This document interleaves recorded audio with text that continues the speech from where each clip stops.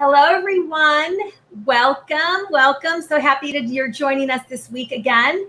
Welcome to A Turn of Events, where we help put a positive spin on your business. I am Annette Naif, the CEO and Creative Director of Naif Productions. We are a strategic event production company based in New York City. We specialize in corporate, social, nonprofit, and weddings. Right now, we're working on a lot of virtual events. So if you have a live event and you're not sure how to turn it into a virtual event, please don't hesitate to reach out to us. We're happy to give you advice and talk to you about how to turn your live event into virtual. We also have a Facebook group for all of you event planners out there who are looking to start your own event business, or you have a business and you're struggling and don't know what to do in these crazy times right now. Love to talk to you. Please send us an email at events@naifproductions.com. Happy to talk to you. So my guest today, I'm super excited, and I just want to warn you, there's going to be some profanity. So if you have kids in the background who are homeschooling, make sure you put a headset on and they can't hear what's going to go on. But we're going to be really real, and we're going to talk about some great things on how you don't have a sales problem. So we're going to talk about sales. My guest is Donnie Boivin. He is the founder and owner of Success Champions Podcast, Success Champion Magazine, Success Champion Facebook group, the Badass Business Summit, and Success Champion virtual networking groups. He is an amazing person and so much fun. You're going to just love this and learn so much. Donnie, welcome. Hey, Annette, how are you, dear? Awesome. I'm so happy that you're joining us. Oh, my honor. I've been looking forward to hanging out with you. So Yeah, me too. Okay, so first of all, why don't you tell everybody about you, where you came from, how you got to this crazy place that you're at right now, and just tell them your story. And I love you forewarned them about the profanity, because you're just going to get all of me. So 4 years. I know you, so I just want to make sure. No, that's awesome. And that's so many kids are home now. So I know. So earmuffs, kids. I did 4 years in Marine Corps, 20 years a straight commission sales guy who sold millions of dollars over the years. And in September of 2017, I decided I was tired of making everybody else wealthy. I was always the top one or two in the company everywhere I was. And I made the leap to become a business owner and try this whole, easy world of being an entrepreneur, right? And 6 months into running my business, I was standing on the back porch of my farm looking at my wife and saying, babe, we're about to lose everything we have. I had no clue how to be a business owner. I'd been an employee all my life. Yeah, I hear you. The same for me. And, she told me some profound words that everybody should listen to. And what she said was, Donnie, get off your ass and go sell something. And so I started fighting and figuring out what it was going to take to build a business. And in May of 2018, I launched my podcast, and I love telling everybody podcasting saved my business. Wow. And the reason being is it taught me operations. It taught me outsourcing. It taught me, how to put in process and systems in place to be able to function and flip the script from an employee mindset to a business owner mindset. And moving forward, the show became one of the top in the world. 5 months in, was in I think the highest I hit was 22 overall, and overall all podcast on the charts. And then from there, we launched the Facebook group that now has like 1,200 small business owners, 96% engagement. It's awesome. Then we launched the magazine. It's got 10,000 subscribers. We launched the Badass Business Summit. It took off. It was amazing. And then we launched the Success Champions networking groups, and we launched that in May of this year. Now have 28 chapters across the U.S., one in Canada, getting ready to open up in London. We just opened in Baja, Mexico, and we're going for Madrid, Spain, Southern UK, and potentially Ireland. So just a crazy wild ride to get to here. That's amazing. And that all started recently, right? Yeah.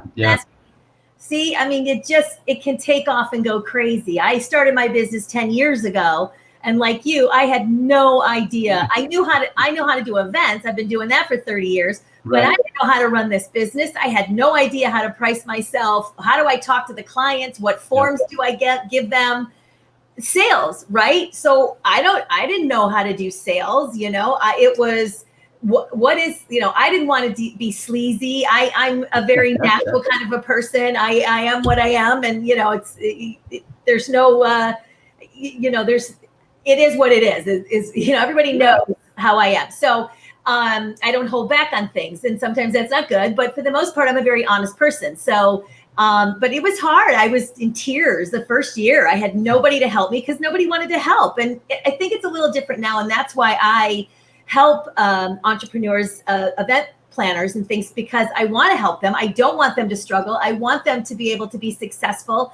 It's not going to take away from my business. It's only going to make things better for me. And I feel like if you give, give, get sort of thing. Yeah, no, I totally agree. I mean, and very much like you, nobody was saying, Donnie, do this here, do this. And, the one thing that I had going for me is I could sell freaking anything, and that worked. The problem is I'd never done the operational side of business. I'd never done the accounting side of business. Yeah.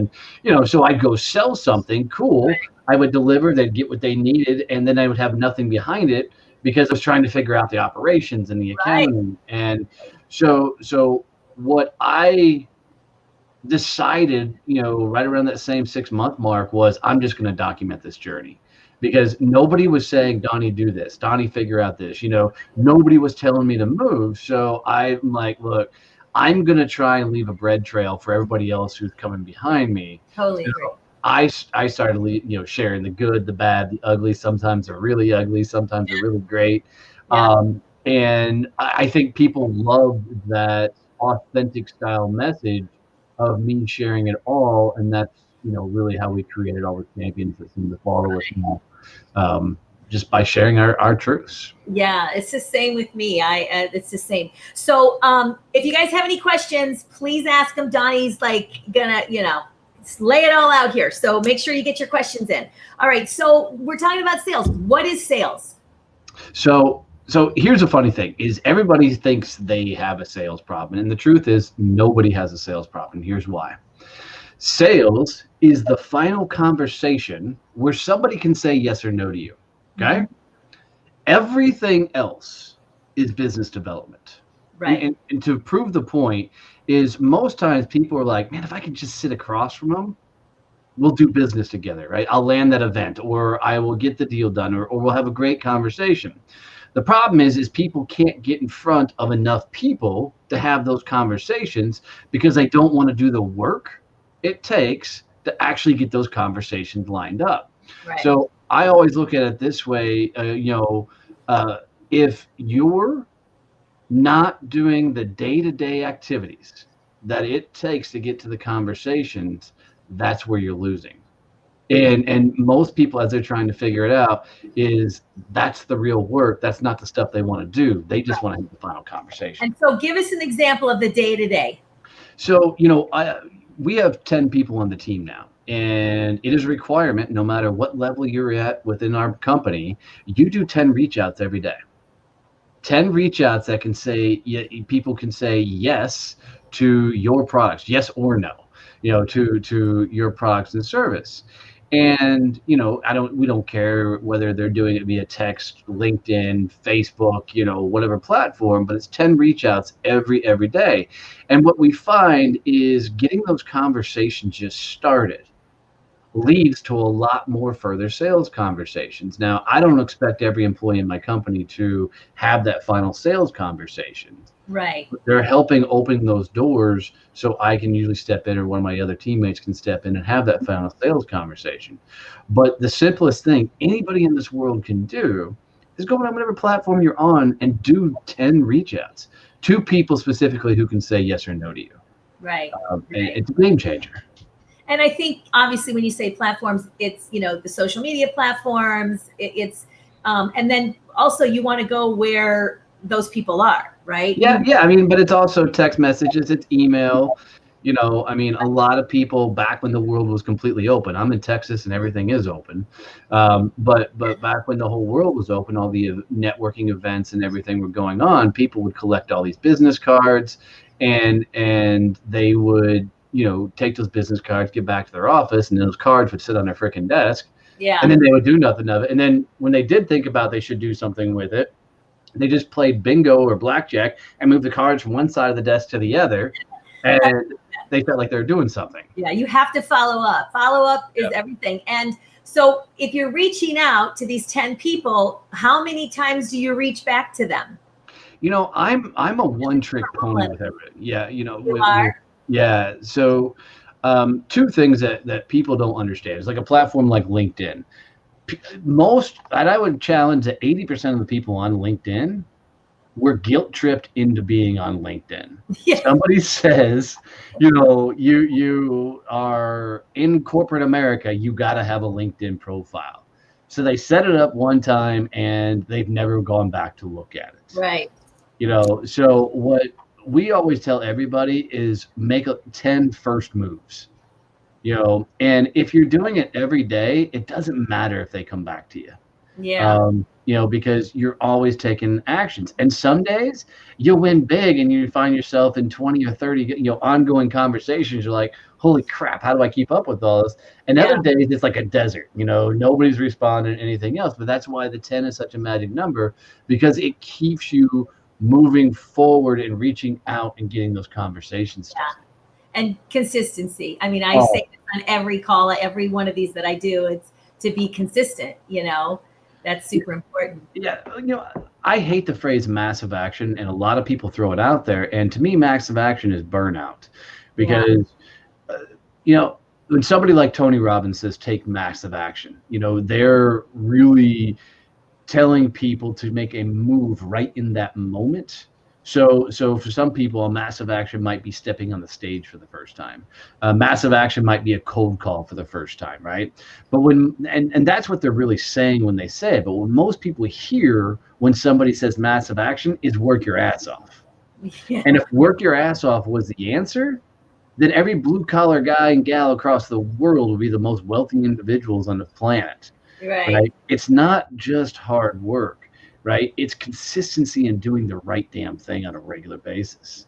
Right. And the right damn thing is the key, because I went through sales, and a lot of people come up to me and they would tell me, Donnie, I've got 20 or 30 years of sales experience. And then you look at them and they've never been middle of the row in their sales teams and their sales contests and everything else. So they never had 20 or 30 years. They had year one repeated 20 or 30 times. Yeah. And it's always interesting that people don't want to do the things that will actually help them evolve and grow into a business leader.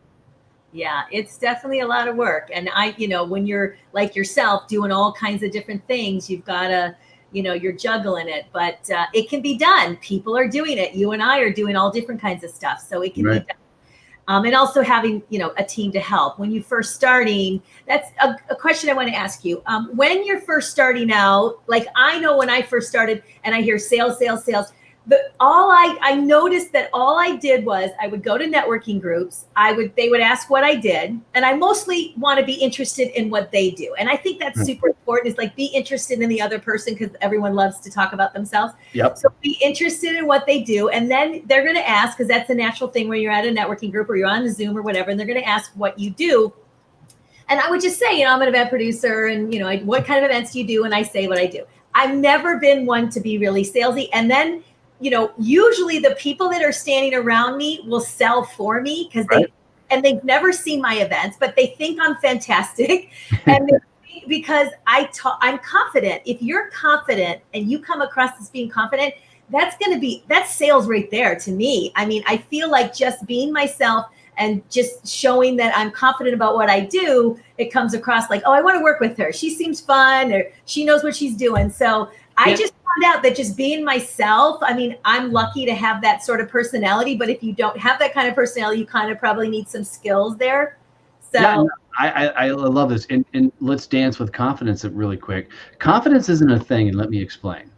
Right? People always say, I'm not confident enough to do that. I'm not, Annette, I can't just put myself out there. And my answer is bullshit. And here's why.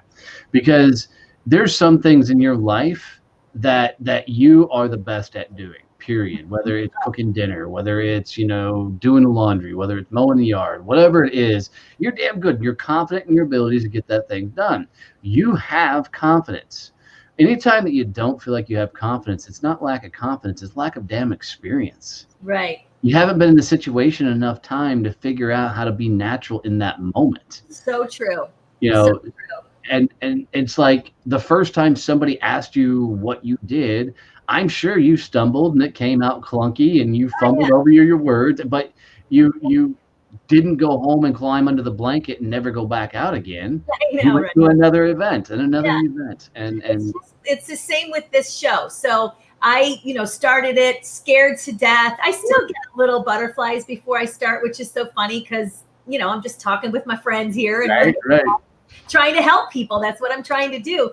But now I'm getting much more comfortable. The beginning's better. The entry, like in the beginning, I would forget to say half of the things I wanted to say, and I didn't talk about myself, but I would jump in. So, it just takes practice, and eventually it's second nature. It's just like anything. If you practice it and you're nervous about it, you just have to practice. So, okay. So why do most people suck at sales? Because they give a shit what the other person thinks about them. Right. So most times people, when they're in that conversation, they're sitting across from somebody. It's like they got this whiteboard on their chest that says, please tell me what I'm worth. Write on this whiteboard what you think I'm worth. Right. And the truth of the matter is the person you're sitting across from having that conversation with, they're not even thinking about you, because you know what they're doing? They're holding up their own whiteboard and going, would you please write on my whiteboard and tell me what I'm worth? Right. So it comes down to, the more you're concerned about how that person sees you, envisions you, thinks about you, the more you lose, because you lose the authenticity in the conversation. Right. Right. And so it's about what we've been talking about all the way through this, is showing up as your damn self and learning to talk about things that you can connect with other individuals on, that you can geek out about. It's always funny to me that, growing up in the sales game before I started doing sales training, I was told, Donnie, you can't have an accent. You've got to wear a suit. You don't, for the love of God, don't cuss. And I was told, you had to act a certain way, be a certain way. So my sales career starting off was tough, because I couldn't be myself, because myself is a guy who cusses, wear blue jeans, cowboy boots, and t-shirts. Yeah. And it drinks bourbon or scotch. Rum, lots of rum. And that's just who I am. But in corporate America, that guy doesn't win because he's not playing the corporate role. And in corporate America, to succeed and play the game, you shut up and do what you're told. Yeah. So what that doesn't allow you to do is put that authentic foot out there, to where you can, turn off what other people think. And when you're just your damn self, and you can sit across from somebody and understand that sales is just a conversation. It's a conversation between two people that happens to have an outcome. And the moment you think it's any more than just a conversation is the moment you start losing. And so turn off the noise. Yeah. Quit thinking about what they're thinking about, because they're not thinking about you at all. Yeah. They've got their own stuff going on. Yeah, totally. And yeah. And you got to remember is people hate to be sold to, but they love to buy. So when you just go into a conversation, all you're doing is trying to make it very easy for them to say yes to whatever you have. Right. So it's not about closing, because closing's for assholes, and closing is just a transaction, right? There's never a close. There's only a start to a relationship. Yeah, we've talked about this before. Why don't you believe in closing? Because it comes down to, when you close something out, it's done. It's over. It's a transaction. We don't move forward. It's closed. So where closing comes from is the gurus of the day, all the guys who came up, doing sales training. So you think about guys like Zig Ziglar, Jim Rohn, Grant Cardone, and nothing against these guys. They do have some valuable message to them. Right. But if you go look in their background and what they sold, it was all transactional sales. It was cars on cars lots. It was insurance. It was very transactional in nature. So they didn't need the ongoing relationship. They just needed to get the deal done. And so that's where this whole idea of closing came from. Well, in this day and age, if you go for a close, you're going to come across as that jackass salesperson that nobody likes, and you're going to be trying to club people over the head to get the deal done. Instead, you go in and you just have a conversation and you start a relationship. Because here's a fantastic thing, especially the bigger the sale with more zeros on it, you're not going to close that deal in that first conversation. Right. It's going to be an ongoing, elongated conversation with bigger things that continue to happen, and cooler things that you get into and find out about them and yourself, and you connect. And when you're closing a multi-million-dollar deal, oftentimes I want those bigger deals because I hung around long enough and waited for the other vendor to screw up. Or, I would always ask them, hey, can I be your number two? Can I be your second vendor? And I get the little piddly stuff that over, and then over time, the other vendor was going to drop the ball, and I'm going to get the nod. It's like, put me in, coach. But you don't get that if you're constantly trying to sit across from somebody and close the deal, because you're using some cheesy ass tactic that some sales guru told you should use. Yeah. I mean, for me, sometimes it could take me a year or two to close to get an event with somebody, with a corporation or a foundation. And I'm going back and forth because they're spending, events are not cheap, and they're spending sometimes millions of dollars on an event, and it's a lot of money. And, I'm just constantly building that relationship and showing that, we're able to do this. We can, we're the team for you, and we're part of your team. So, that's it. Sometimes it takes us a really long time. And I've nurtured just going in meetings. But one time I had this client, and it took me 5 years to get to work with her. And then I ended up doing like 20 events for her, but it took me 5 years. Right. She wasn't ready, and then she wasn't sure, and then she met a lot of people along the way, and then eventually I just never gave up. I did it in a nice way. Like every time if I saw her out, would be every 6 months or whatever it was. And then I just kept engaging with her on her platform and stuff like that. So no, I'm with you. And what you got to think about is, especially in the bigger ticket sales, when people are making a decision, it's a risky maneuver to go with somebody the first time. Yeah. Because you especially in events, because we just did ours. I know we're going to talk about it, but when you're working with these outside vendors, your brand is on the line if they don't step up and do what they're supposed to do. So it's a very risky maneuver to go with somebody the first time, and we've got to keep that in play as we're having that sales conversation. Yeah, I mean, listen. Because I'm very hands-on. I'm a boutique company. I'm very hands-on with all of my clients. So it doesn't go off to, my team has to do the logistics and things like that, but I'm always hands-on, and I'm on all the calls. But I'm always on, even after I do the close or make the sale or however you want it to be. I don't even like the close either, but like make that sale or sign that agreement.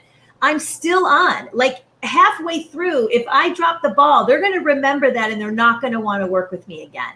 So my customer service is constantly on, and that's super important for me. And I think for any company, I just don't know how people who don't have great customer service are in business. It just blows my mind, because I have to work for it all the time. Even if I sign them and I do a fantastic job, they think because I did such a good job that they can do it themselves. And I've had clients go off and do it themselves, and then they come back because they're like, oh my gosh, that was so much work. Because I don't sit and write down everything I do all day long to them, right? Yeah. It's kind of crazy. And what people need to think about is, if you're selling something, and it's just exactly what you said, is you've got to deliver on what you said you can do. Yes. I recently had a situation with a vendor that we paid a lot of money to do a simple thing for us. I'm not going to say what it was because I want to throw them completely under the bus. Yeah. But their delivery of what we asked was so far off of what we discussed, what was in the contract, what we had laid out. Right. It was mind-boggling. So if you're going to sell something, deliver. Yeah. Right. And literally get them exactly what you say you do. And if you want that as a lifetime client, over freaking deliver. Don't just do what you say you're going to do. Do more. Yeah, I always give later deadlines and then get it to them early. Because, that's good business. They're not expecting that. So that's a simple thing to do. Oh, you're definitely in New York. I'm in New York. You can hear this. I can't do anything about that. I always apologize. That's what makes it fun. I'm in New York. I know. Okay, so I know that you talk a lot about routines. So why do you talk so much about that? What is that? Why is that so important? And I can tell you why, but for my experience, sure. I'm an event producer, but I want to hear why that's so important. Yeah, so why you talk so much about it. Absolutely. Everything in our life is a routine. Everything you do, I don't care.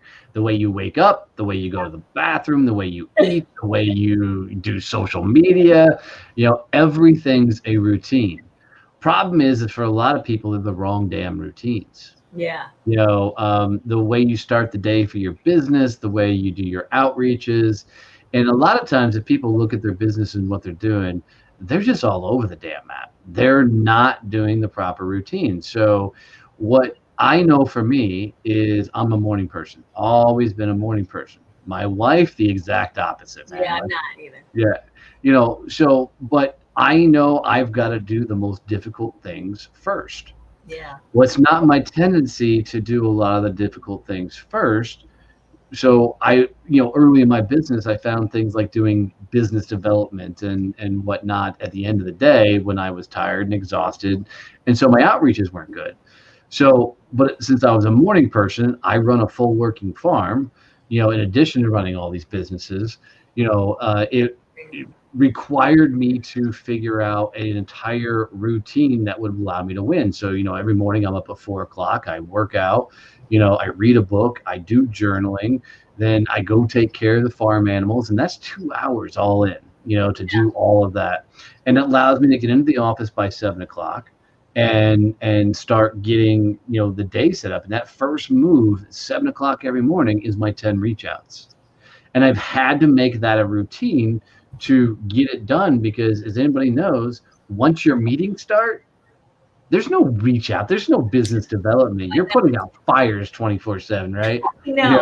Client meetings and prospect meetings and vendors or whatever. Yeah. So I had to put that routine in place so I would get it done properly. And literally, if people will start looking at their routines, they'll fix a lot of things that are going wrong in their business because they're just not doing the proper routine. Yeah, I was just having this conversation yesterday. I have back-to-back calls, and of course clients are writing and they need something right away or whatever. And then like at 6:00, I start work. It's like, my day started back to back to back to back. Cause in the morning, I'm not a morning person. I work out my day usually. I wake up around 7, but then I work, on my phone and I'm on social media and looking to see what's out there. If anybody tagged me on something that I need to respond to, and then I work out every day. So I have to do that for my sanity. And then I jump into my day, but it's usually back to back to back. And then at 6:00, I start to do work because I haven't been able to do it all day. So, yeah. But I'm a night person, so I don't mind that. But, okay. So let's talk about emotional evolution. So what people don't realize is most of their decisions in their life are based on emotions versus facts. Whether you decide to go after that client is usually an emotional decision. Whether you decide to buy that new program is usually an emotional decision versus a factual decision. Right. Emotional evolution is the ability to understand how you're reacting and responding in a moment and evolving that so it becomes the right move. And we'll go take it from a sales standpoint. Oftentimes, we know that we should go talk to that prospect across the room, or we know that we should ask a tough question in the middle of a sales conversation.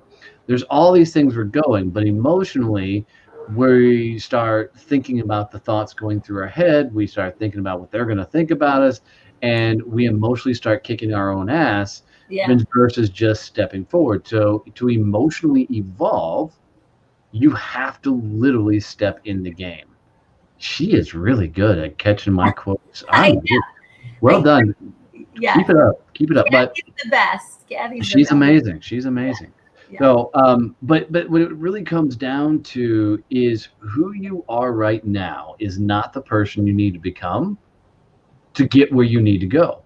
right? You have got to evolve. And one of the biggest things that you've got to evolve is your emotional thought process when it comes to core decisions in your life and business. You know, Right. you've got to be able to plant your feet and ask the tough questions, walk across the room to that prospect, send a DM or a private message to that great person you want to talk to, reach out to a podcast and get on their show, do the things and quit letting your own emotional baggage keeping you from actually leveling up and growing your business to where you want to go. Right. And that goes all into all kinds of things, the prices you're charging, the way you deliver, the packages, how you do things. Take a lot of the emotions out of it and start putting a lot of the more tactics and leveling up your game. Because look, nobody's taught sales. Nobody's taught how to run a business, right? Right. These are all learned skill sets. It's like the first event you probably ever did, you weren't an absolute rock star. Yeah. You figured shit out. What are you talking Right. I mean, we all, screwed shit up, broke things Yeah. along the way, and learned Yeah. from. And so Right. part of the emotional evolution is literally failing better. Yeah. I mean, listen, there's been lots of things that's happened that, I'm like, oh my gosh, I never saw that coming.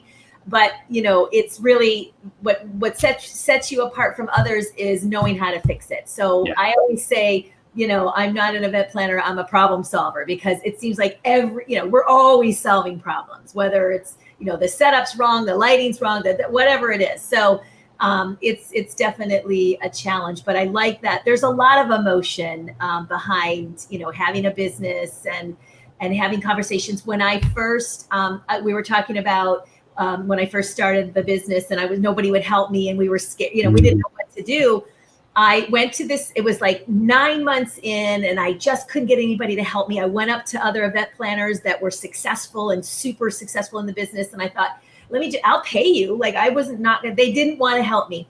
And so I had been following this woman for a very long time on the internet or social media or whatever. And I got invited to an event, like it was a last minute thing the night before the event. Someone had an extra ticket and asked me if I want to go. I said, okay, great. She happened to be speaking at that event. And the fear around me going up to her to ask her, because I'd been rejected so many times, to ask her if she could just help me. I would pay her. I want to coach with her. I need help. I don't know how to price and this and that.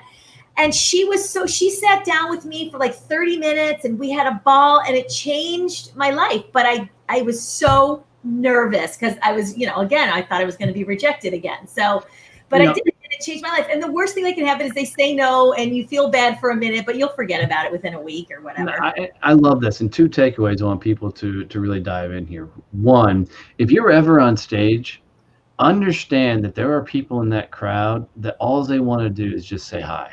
Right? Yeah. And I always tell people it's not always about the person who finds the courage to come say hi. It's really about the person who can't get their ass out of the seat to walk up there. Right. Yeah. So be kind, if you're on stage. If somebody walks up to you, do what that gal did, bless her heart, and sit down, give you a half hour of your time. Yeah. And make sure you make it to the cheap seats, because there's somebody back there that all they need is a quick nod, a smile, right. How you doing? And it'll be so impactful. Yeah. 2, guys, the simple thought that she had about going to find somebody who was already a rock star at this, that's the answer to almost everything you're struggling with in your business. Exactly. Go find that person that's kicking ass and already at the level you want. And the problem is there's so many coaches in the marketplace. Yeah. Right? And to me, a coach is just somebody who lost their job and is unemployable. Nobody wants them, so now they coach, right?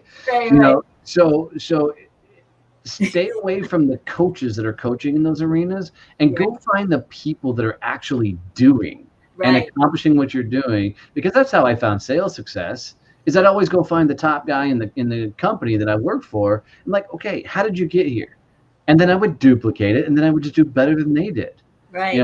And that's how I learned a lot of the sales game. And so good on you. One, for having the courage to finally going up and say, and two, for applying what you learned. Well, this is why I coach, event planners now, because I don't want them to feel how I felt. I don't want them to you're going to make mistakes, and you need to make mistakes to learn, but I don't want them to feel that way. And I know it's scary hiring a coach because, if you're just starting out, you're not making any money. But at the end of the day, the money that you're going to save from not making all those costly mistakes along the way that you want, I say that all the time. So, I'm not super expensive because I don't charge like an enormous amount of money because I know they're starting. But I also, and I'm such a giver that, a lot of times it's too much. But at the end of the day, that's who I am. And I just have to, I had to learn to rein it in. Right. So I take much time with people. But so let's talk about your event, because I know you did your first summit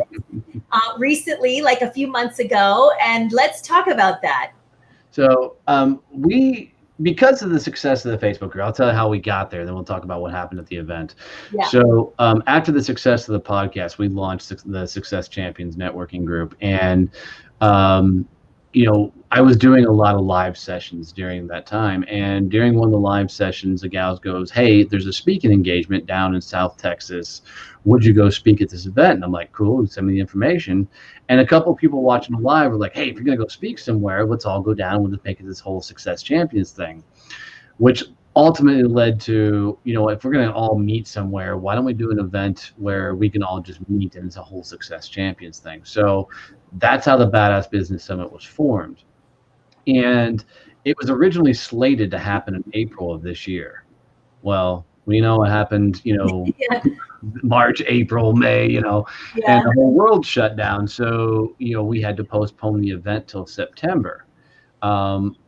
The ugly side of that is we had outlaid a ton of cash to have that event, back then that we weren't recouping, because people weren't giving deposits back and everything else. So our only choice was to delay. But so we also launched the Success Champion Networking at that point as well, because we knew people were going to be struggling with doing business online. So now flash forward to September, I've done training all over the world. I have spoken to other people's events. I've keynoted events, but I've never done my own event. And so, you don't know what you don't know. Right. And the event was an amazing success. We sold out a convention center here in Fort Worth, Texas. We did it in person and we did it live. But and the but is we learned a lot. The feedback's been amazing, the stuff's been, but we learned things like, how do you deal with vendors? How do you deal with contracts? How do you deal with the tech side of things? Because holy hell, if the technology thing could go wrong, it went wrong. Right. How do you deal with the speakers and sometimes their egos, and how do you just get everything functioning and flowing? So God love people like Annette. I should have hired your ass if I would have met you just a little bit sooner. I know, and that's okay. There's the next one. Right. But all in all, my company, behind the scenes that people don't get to see, is we live by one mantra, and let's go break some shit. And because we know whatever we try new, something's going to break, right? Yeah. And so it's going into it, and that's what I mean by failing better, is you got to go into it knowing that you aren't going to be perfect, right? Going into it, that some of this is a learning experience. So for us, doing the Badass Business Summit completely knocked it out of the park for what we want to accomplish. But now we know specifically what we need to do to kick it up a notch. We need tighter contracts. We need to have better conversations with facilities, better tech with a better team, and there's just a lot of moving parts that you don't think about. So it was a lot of fun to do. I guarantee you I got a lot more gray hairs than I had going into it. Your beard's more gray. Right. It obviously, I always talk about, when we first talked, you were like, so I said, well, it's good to have a producer because you wouldn't have to deal with all of those things. Yeah. We take care of, dealing with the, the attitudes of the speakers and the sponsors and the, just pulling that all together and making sure all the vendors are doing what they're supposed to do. The job of the host of the event is to focus on the content and then engage with their audience, right? So that you're building this relationship with them. And the rest of it should be through an event producer, right? So I think that's really important, is even if you can just hire someone to come on, even like just before and be on site, that's helpful. We tend to want to do the whole thing because our name is on it. And if the logistics of it is sucky, then our name's on it. So we don't like to do that. But it's worth every penny for the headache. And then the growth, of course, we help with, the sales piece of it and things like that, as well as advising on that stuff and how to make money from your event, not just throwing an event just to feed people. Absolutely. One thing that I learned from a gal by the name of Chris Ward, I was on her podcast, and she said it this way, which I thought was brilliant. Your vendors, your employees, they should be holding you accountable, not you, not them. So, what you just said would have made this whole event better. What's us holding you accountable, holding your vendors accountable, holding everybody accountable so you could go do what you're supposed to do, which is schmooze with everybody, interact, bond, get to know people, and then perform on stage, so you can deliver. Plus, you're going to save money. First of all, you're going to save money with someone who knows how to negotiate contracts, which is a huge piece that we do. So that in itself is going to save you a ton of money. And we're going to hold the venue responsible and all the vendors responsible for those contracts. Right. But the other thing is, and I forgot what that other point was. You're going to save the vendors. We know so many vendors. Well, I've been in the business a long time, so we know a ton of vendors that are going to save you money as well. And they're going to do a great job for you. I don't tend to like to work with vendors I don't know. Now, sometimes when we go out of state, we have to, if the budgets are smaller and we can't take our AV crew with us. But, I also interview and make sure that, they're saying and doing what they, what they say they're going to do. They're going to do what they say. So it's tough, but it's definitely an advantage to have a professional work with you so that you don't have to deal with all that stuff. And it's going to save you a lot of money. So, but I'm proud of you for doing it. I saw some of the pictures and the videos, and I think it was awesome. I love to see people do their first event. I always know it's always challenging, but yeah, we learned a lot, and thank you for that. You got the bug now? Oh, we have big visions for the Badass Business Summit. I've already told my team, well, we're either going to do it once or twice next year. It's all depending on what happens through the end of this year, the elections and everything, determine if we set a date or not. Right. Depending on how that all turns out. But our ultimate goal is to take the Badass Business Summit around the world. That's awesome. As we continue to launch all the networking groups and continue to grow, I want to be able to take the champions that follow and love what we do and allow them to meet each other wherever they are in the world. Yeah, so, I think that's awesome. So how do people truly discover themselves? Go get punched in the face over and over and over again. And here's what I mean is people play life very, very safe, right? People love their bubble. They love feeling okay. And the only way to truly level up is to go get punched in the face and go, thank you, may I have another. And Rocky Balboa says it best. And he's talking to his son. It's a brilliant scene in one of his movies. And he said, son, life is not about how hard you can hit. It's about how hard you can take a hit and keep moving forward. That's how winning is done.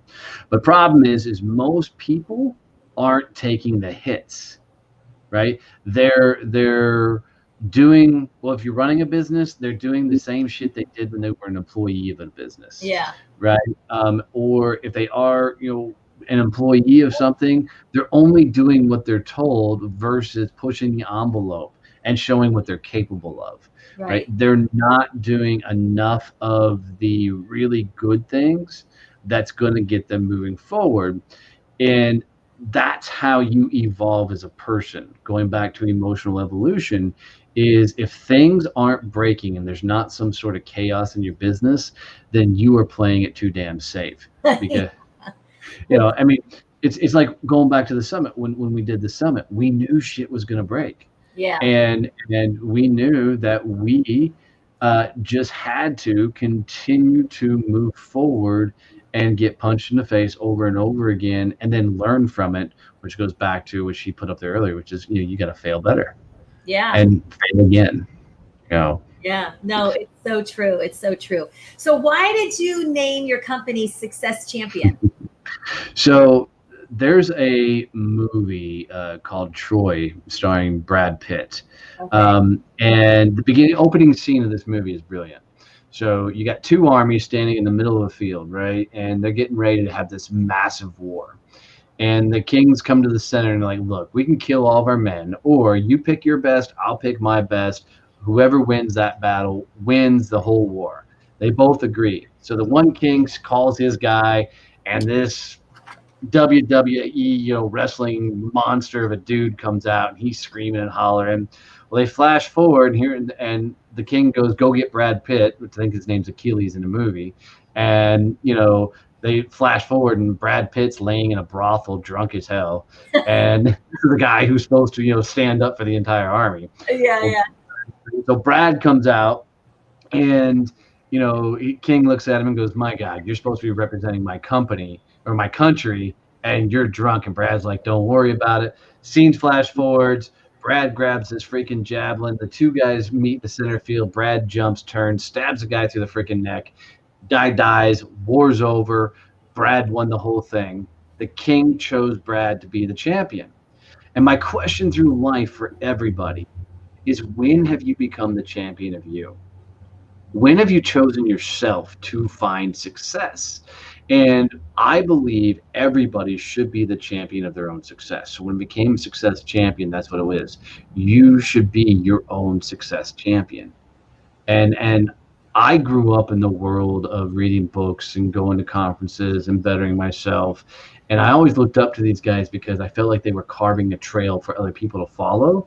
Yeah. And that's what I want to do for others.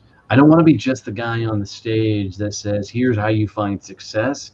No. Watch what the fuck I do, and watch what I freaking create. Watch how much work I'm putting in, and do what I do. Follow my lead, follow my path, and let's run together. It starts with, you got to champion yourself first. Yeah, that's what I tell my my coaching clients, the event planners, is watch what I'm doing on social media.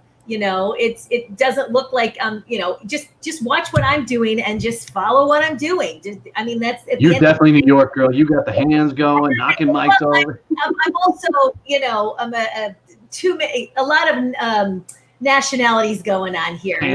French, and Italian, and Greek, and Syrian. It's like a whole big mess of that, but it's a lot of. So, all right. So this is such great information, and I obviously could talk to you all day, but I just want to ask, what's the number one thing a person can do to grow their business, especially if they're just starting, or if they're already have a business?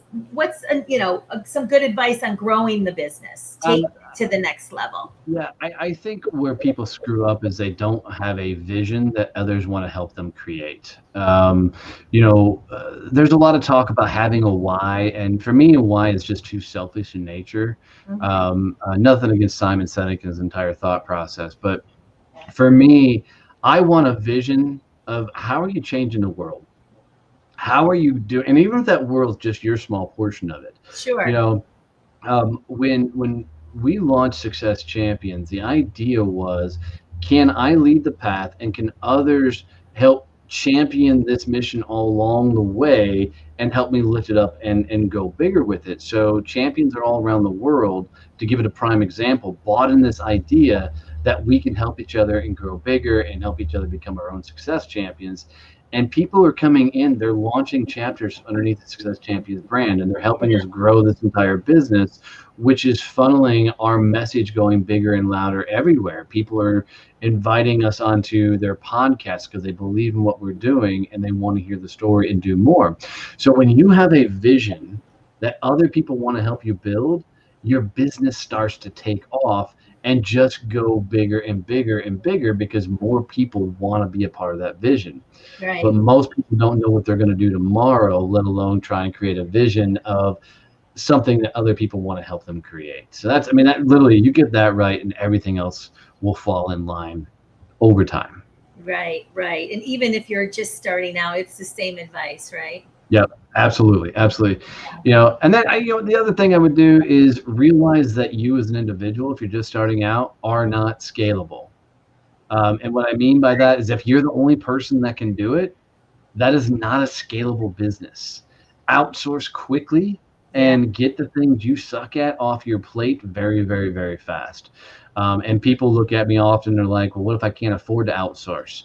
I'm like, trade, barter your ass off, anything you freaking do to get somebody to help you out. You can't not afford it. Like, yeah. In other words, you really should. So I have all kinds of people, like, because I have a marketing director who helps with all my marketing, but I feed that, I lead that.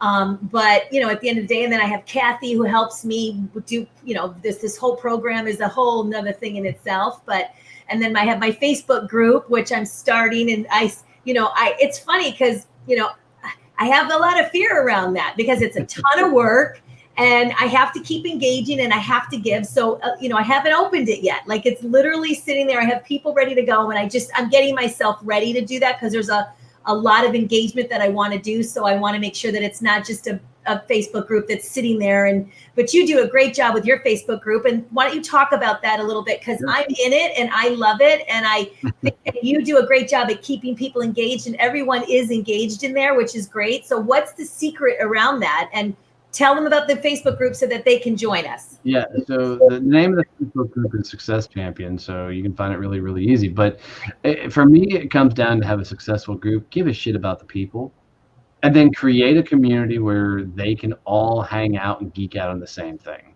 Right. So I think what's made our group 1,200 strong, 90%, 96% engagement, as we just checked it, it comes down to the fact that people feel like they can come there and learn. They feel like that there's people just like them. So we afford a lot of opportunity to people to talk about what they do, but also find other people who geek out on the same things they geek out on. And when you can connect on something that's a passion of yours, it just makes for better conversations. Right. And I just love the people in there. And I want to see them win. So that's a lot of it for me. Yeah, no, that's really awesome. So where else can we reach you? I know we have all kinds of stuff here. You have your website, you have a podcast. So what are you looking for anybody to be on your podcast? Talk about that. So on the podcast, it's tough to get on my show just because we've got at this point so many PR firms and everything out there, but I challenge everybody to try. And the reason is you can't win if you don't try. Right. So try and get through and throw your hat in the ring and see what happens. But I always have a gift for everybody that hangs out and sticks around this long with us. So one of the things I struggled with tremendously was creating content and trying to figure out how do we create a ton of content massively on a regular basis. So we did a training course for about 40 small business owners, and we taught how you can take about 20 minutes and make an endless amount of content. It's a pretty cool way using all free programs. Okay. So I have to get your fingers ready. If you will text I am a success champion to 817-318-6030, I'll send you that training video for free. And we're sitting with a lot of our clients and we're walking them through step by step how to create just an endless amount of content in 20 minutes. So it's 817-318-6030, and you text the words, I am a success champion.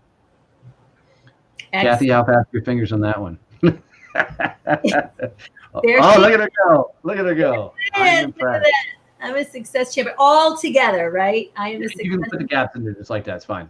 Yeah. Okay, you can do it like that. Okay, great. I'm still learning how to do text. I don't know. All right. Well, thank you. It's been so fun. Thank you so much for taking your time, because I know you are super crazy busy, and I'm just so blessed to have you on the show. And the swearing wasn't too bad. I played nice. I think you did very well. So So thank you again, and I really appreciate your time. Absolutely. It's been an honor. Well done on such great questions and keep me engaged all the way through. I appreciate it. Oh, it's great. I knew we were going to have good conversation. Absolutely. So I appreciate it.